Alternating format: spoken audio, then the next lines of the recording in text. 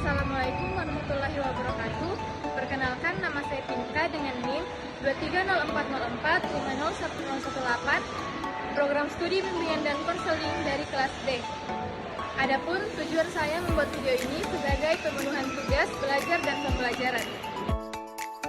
Teori kognitif tertanam dalam pemikiran para pionir seperti Jean Piaget, seorang psikolog Swiss yang terkenal dengan teorinya tentang perkembangan kognitif, dan Lev Vygotsky, seorang psikolog Rusia yang menekankan peran interaksi sosial dan budaya dalam belajar. Pada pertengahan abad ke-20, teori kognitif mulai berkembang pesat, menantang pandangan behaviorisme yang dominan saat itu. Para ahli kognitif meyakini bahwa proses mental internal seperti persepsi, perhatian, memori, dan pemikiran memainkan peran penting dalam pembelajaran. Teori belajar kognitif memandang belajar sebagai proses aktif di mana individu secara aktif mengelola, menafsirkan, dan mengintegrasikan informasi baru dengan pengetahuan yang sudah ada. Proses ini melibatkan berbagai proses mental seperti persepsi, perhatian, memori, pemecahan masalah, dan pemikiran abstrak. Kurikulum modern banyak mengadopsi prinsip-prinsip teori kognitif. Pembelajaran berpusat pada siswa, menekankan keterlibatan aktif, eksplorasi, dan penemuan. Guru berperan sebagai fasilitator yang membantu siswa membangun pengetahuannya sendiri. Penilaian berfokus pada pemahaman dan kemampuan berpikir kritis, bukan hanya menghafal. Implementasi teori pembelajaran ini yaitu pembelajaran berpusat pada masalah, yakni siswa dihadapkan pada masalah yang autentik dan menantang untuk dipecahkan, mendorong mereka untuk berpikir kritis dan kreatif. Pembelajaran kolaboratif, yakni siswa bekerja sama dalam kelompok untuk menyelesaikan tugas, meningkatkan komunikasi, dan saling belajar dari satu sama lain. Selanjutnya yaitu pembelajaran berbasis proyek. Siswa terlibat dalam proyek jangka panjang yang memungkinkan mereka untuk menerapkan pengetahuan dan keterampilan mereka dalam konteks kehidupan nyata. Selanjutnya, penggunaan teknologi. Teknologi dapat digunakan untuk memvisualisasikan konsep, menyediakan umpan balik yang interaktif, dan menciptakan pengalaman belajar yang menarik. Teori behavioristik memiliki sejarah panjang, dimulai dari karya Iwan Pavlov dan John Watson di awal abad ke-20. Para ahli ini menekankan pada perubahan perilaku yang dapat diamati sebagai hasil dari stimulus dan respon. Tokoh lain seperti Skinner memperkenalkan konsep penguatan dan hukuman untuk memodifikasi perilaku. Teori ini mendefinisikan belajar sebagai proses asosiasi antara stimulus dan respons.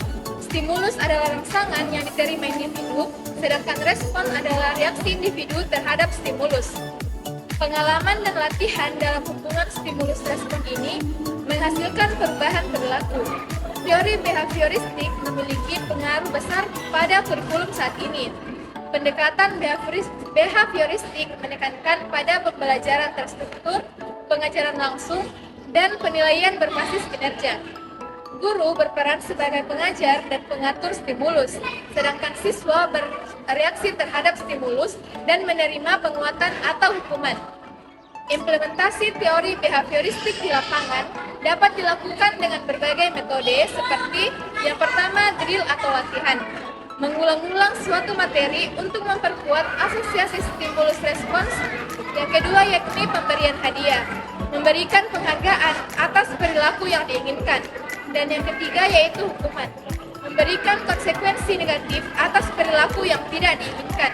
Selanjutnya yaitu modeling, mencontohkan perilaku yang diinginkan agar siswa meniru perilaku tersebut. Yang terakhir yakni pemberian umpan balik, memberikan informasi tentang performa siswa untuk membantu mereka belajar. Teori konstruktivisme berakar dari filosofi Yunani kuno seperti Socrates dan Plato, yang menekankan pentingnya dialog dan penyelidikan aktif dalam proses belajar.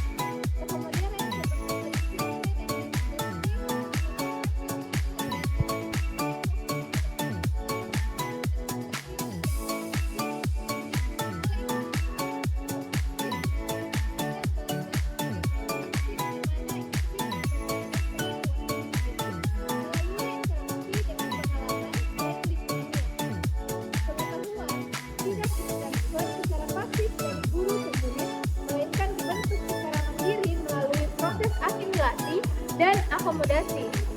Kurikulum modern banyak terinspirasi oleh teori konstruktivisme dengan penekanan pada pembelajaran berbasis pengalaman, penyelidikan mandiri, dan pemecahan masalah. Pendekatan ini mendorong siswa untuk menjadi pembelajar aktif yang bertanggung jawab atas pembelajaran mereka sendiri. Implementasi teori konstruktivisme di lapangan dapat dilakukan melalui berbagai metode pembelajaran seperti pembelajaran berbasis proyek di mana siswa bekerja sama dalam proyek jangka panjang yang relevan dengan kehidupan nyata untuk mengembangkan pengetahuan dan keterampilan mereka. Yang selanjutnya yaitu pembelajaran berpusat pada siswa. Guru bertindak sebagai fasilitator, membantu siswa dalam proses belajar mereka sendiri dan mendorong mereka untuk mengambil kepemilikan atas pembelajaran mereka. Pembelajaran kolaboratif, yakni siswa bekerja sama untuk menyelesaikan tugas, berbagi ide, dan membangun pengetahuan bersama. Yang terakhir yakni penggunaan teknologi. Teknologi dapat digunakan untuk memfasilitasi pembelajaran berbasis pengalaman, seperti simulasi, permainan edukasi, dan akses ke sumber informasi yang kaya. Teori belajar humanistik muncul pada tahun 1940-an sebagai respon terhadap teori belajar behaviorisme dan psikoanalisis yang dominan pada masa itu. Tokoh-tokoh awal dalam teori humanistik ini seperti Carl Rogers, Abraham Maslow, dan Arthur Holmes menekankan pentingnya pemahaman diri, aktualisasi diri, dan kebebasan belajar bagi individu. Teori humanisme dalam pendidikan belajar mengacu pada proses belajar yang memfokuskan pada pengembangan potensi individu. Teori ini menekankan pentingnya memanusiakan manusia, memungkinkan siswa untuk menggali kemampuannya sendiri dan mengembangkan kemampuan tersebut. Kurikulum saat ini di Indonesia mulai mengadopsi prinsip-prinsip teori humanistik seperti pendekatan yang berpusat pada peserta didik. Peserta didik didorong untuk aktif dalam proses belajar dan bertanggung jawab atas pembelajarannya. Yang kedua yaitu penekanan pada pengembangan karakter. Kurikulum tidak hanya fokus pada penguasaan pengetahuan, tetapi juga pada pengembangan karakter dan nilai-nilai positif. Pembelajaran yang relevan dan bermakna, yakni peserta didik didorong untuk belajar hal-hal yang relevan dengan kehidupan mereka dan dapat mereka terapkan dalam kehidupan nyata. Implementasi teori humanistik, yakni pembelajaran berbasis proyek. Peserta didik bekerja sama dalam proyek untuk menyelesaikan masalah dunia nyata. Pembelajaran kooperatif. Peserta didik belajar dengan bekerja sama dalam kelompok. Dan yang terakhir yakni portofolio. Peserta didik mengumpulkan bukti pembelajaran mereka untuk menunjukkan perkembangan mereka.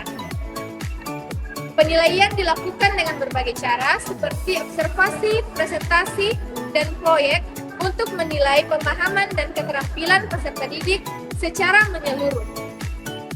Baik, itulah penjelasan dari saya. Kurang lebihnya mohon dimaafkan. Wassalamualaikum warahmatullahi wabarakatuh.